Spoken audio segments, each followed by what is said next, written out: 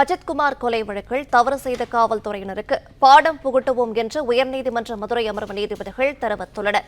விவரங்களுடன் இணைகிறார் செய்தியாளர் சந்திரன். சந்திரன், வணக்கம். விவரங்களை சொல்லலாம். வணக்கம். மடப்புறம் கோவில் காவலாளி அஜித்குமார் மரணம் காவல் மரணம் என்று உறுதியாகியுள்ளது. நீதி அளித்த புகார் உண்மையில்லை என்பதால் புகார் முடிக்கப்பட்டுள்ளது என அது தொடர்பாக அறிக்கை தயாரிவதென சிபிஐ தரப்பு நீதிமன்றம் தெரிவிக்கப்பட்டது. ஒன்றுமே இல்லாத வழக்குக்கு ஒருவரை அடித்து கொலை செய்து விட்டனர். புகார் அளித்த மீது நடவடிக்கை எடுக்க வேண்டியதானே, அவர் தானே எல்லாவற்றும் காரணம் என நீதிபதி கேள்வி எழுப்பியுள்ளார். வழக்கு முடியும் வரை யாராக இருந்தாலும் சிறையிலேயே இருக்கட்டும். மனது பதறுகிறது. எதுவுமில்லாத விஷயத்துக்கு ஒருவரை இப்படி அடித்திருக்கிறாரே, காவல்துறை பாடம் புகட்டுவோம் எனவும் நீதிபதி தெரிவித்துள்ளார். திருப்பூரம் மடப்புறம் பத்திரகாளியம்மன் கோவில் காவலாளி பணிந்த அஜித்குமார் இவர் கடந்த 2025ஆம் ஆண்டு ஜூன் 26 நகை காணாமல் போன தொடர்பாக நீதா என்பவர் அளித்த புகாரின் அடிப்படையில் தனிப்படை காவல் விசாரித்தனர்.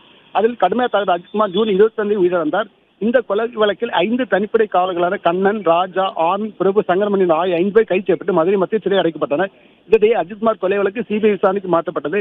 இந்த வழக்கில் கைது செய்யப்பட்டு சிறையில் உள்ள காவலர்கள் ஜாமீன் கோரி மனு தாக்கல் செய்தனர். இந்த மனு நீதிபதி ஸ்ரீமதி முன்பாக விசாரணைக்கு வந்தது. அப்பொழுது சிபிஐ தரப்பில் 2 பதில் மனுக்கள் தாக்கல் செய்யப்பட்டன. நீதிபதி உங்களுடைய விசாரணை என்ன தெரிய வந்தது என கேள்வி எழுப்பினார். அதற்கு சிபிஐ தரப்பில் அஜித்குமார் மரணம் ஒரு காவல் மரணம் என்று உறுதியாகியுள்ளது. டிஎஸ்பி, காவல் ஆய்வாளர், தலைமை காவலர், தனிப்படை காவலர் அனைவரும் இது வழக்கு பதியப்பட்டுள்ளனர். 10 பேருக்கு தொடர்புள்ள என தெரிவிக்கப்பட்டது. இதைத் தொடர்ந்து நீதிபதி நகை திருடு போனதாக புகார் அளிக்கப்பட்ட உண்மை என கேள்வி எழுப்பினார். அதற்கு சிபிஐ தரப்பில் அது உண்மை இல்லை என்பதால் புகார் முடிக்கப்பட்டு விட்டது, அது தொடர்பாக அறிக்கை தயாரிவு என தெரிவித்தார். அதைத் தொடர்ந்து நீதிபதி ஒன்றுமே இல்லாத வழக்குக்கு ஒருவரை அடித்து கொலை செய்து விட்டனர். புகார் அளித்த மீது நடவடிக்கை எடுக்க வேண்டியதானே, அவர்தானே எல்லாவற்றையும் காரணம் என கேள்விப்பினார். தொடர்ந்து ஒரு நபரை இத்தனை பேர் சேர்ந்து தாக்குவதற்கு என்ன காரணம், முன்விரோதம் எதுவும் இருந்தாலும் கேள்வி எழுப்பினார். தொடர்ந்து முன்விரோதம் இல்லை எனில் டிஎஸ்பி விசாரிக்குமாறு கூறியதான் இவ்வாறு நிகழ்ந்த எனவும் சிபிஐ தரப்பில் தெரிவிக்கப்பட்டது. மண்டல தரப்பு இந்த வழக்கு வாக்குமூலம் அளித்தவர்கள் பிரபு என்ற போலீஸ்கார் தவிர மற்றவர் அளித்ததாக கூறி, எனவே அவருக்கு ஜாமீன் வழங்கும் என தெரிவிக்கப்பட்டது. இதையடுத்து நீதிபதி வழக்கு முடியும் வரை யாராக இருந்தாலும் சிறையிலே இருக்கட்டும் என கூறி மனு மீதான விசாரணையை 17ஆம் தேதிக்கு ஒத்திவைத்துள்ளனர்.